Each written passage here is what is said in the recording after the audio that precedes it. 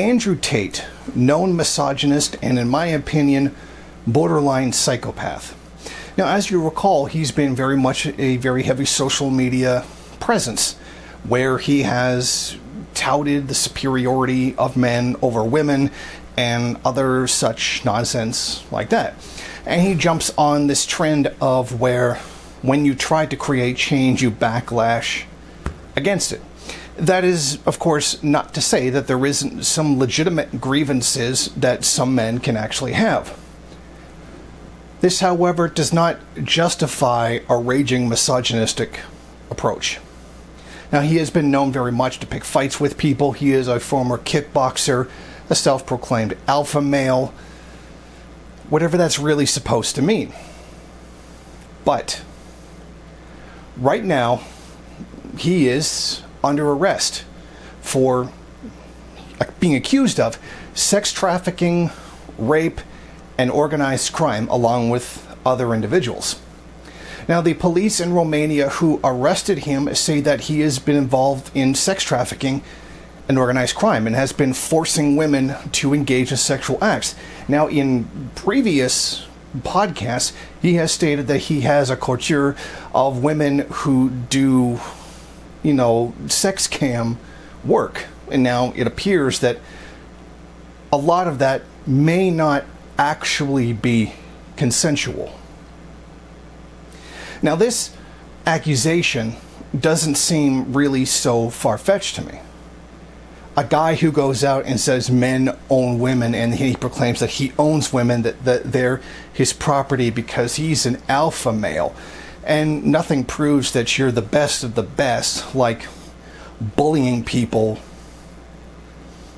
and now potentially enslaving them. But that is exactly the situation we're faced with right now. And we know the story by now that the Romanian police had been looking for him for some time, and that they did not know where he was until he had accidentally doxed himself by showing a pizza box from a restaurant chain that he had just purchased it from. And this, of course, was in a Twitter exchange with Greta, in which he attempted to provoke her by saying he has 33 cars and, take that environment. And she responded by referring to him as small dick energy. And then he responded by saying, here's my pizza box that I'm not going to recycle, and no, you have a small dick. Which is a really awful comeback. It doesn't make any sense whatsoever. But I digress.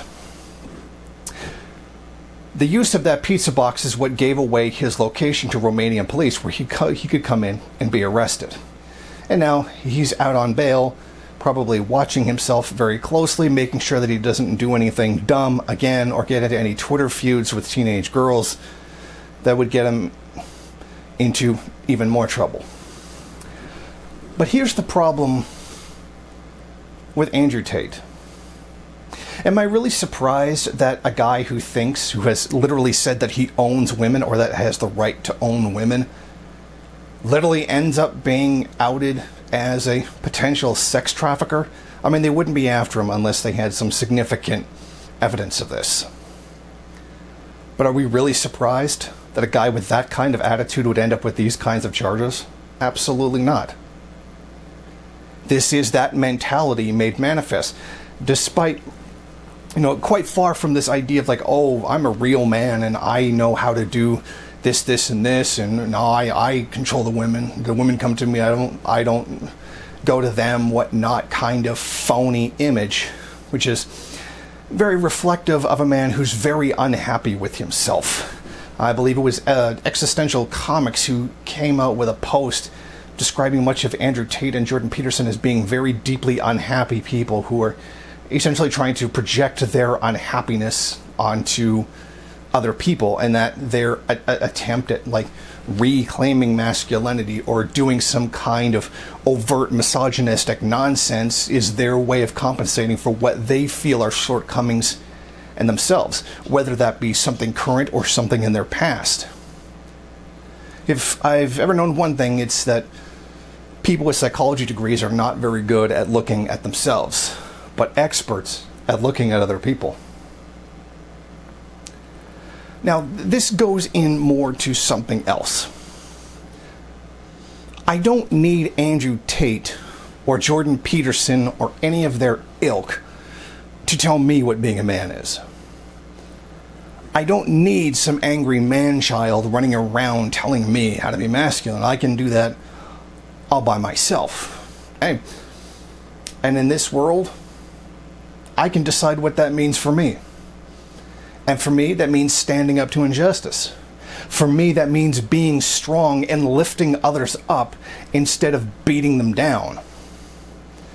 Instead of throwing myself out there as the greatest, most important thing in the world, this narcissistic individualism, which, by the way, is largely, it is a product of capitalism in this current society.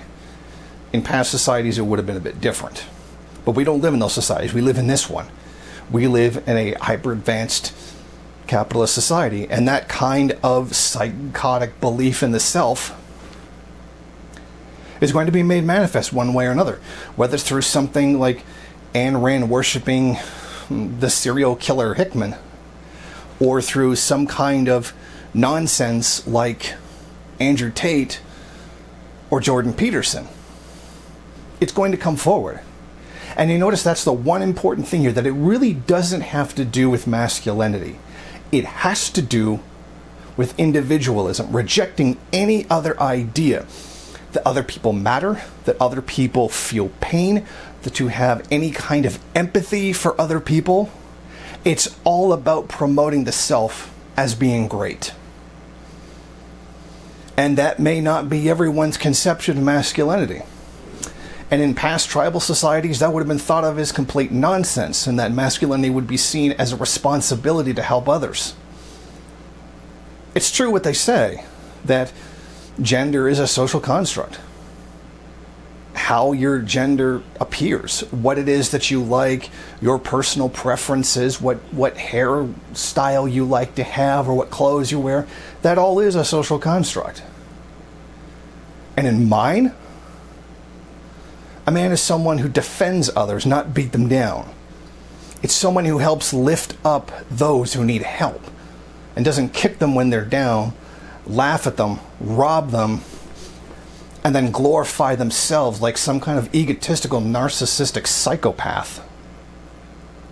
So I don't prescribe to this liberal garbage that being a man is bad. And I don't subscribe to this raging narcissism that of alpha male. I'm me. I do me. I like what I like. I like video games. I also enjoy sewing. I make a good deal of my own clothes. I like to think I'm pretty good at it. So the liberals don't get to tell me that being a man is evil, and thus I have to be feminine or in some way.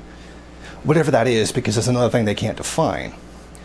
Nor do I need Andrew Tate and the rest of these psychopaths telling me to be an inhuman, individualistic monster. Believe it or not, there's actually somewhere in between these two things that makes you a decent fucking human being. And that's where I like to be. I don't like to intentionally weaken myself so that other people can feel more comfortable around me in some liberal bullshit.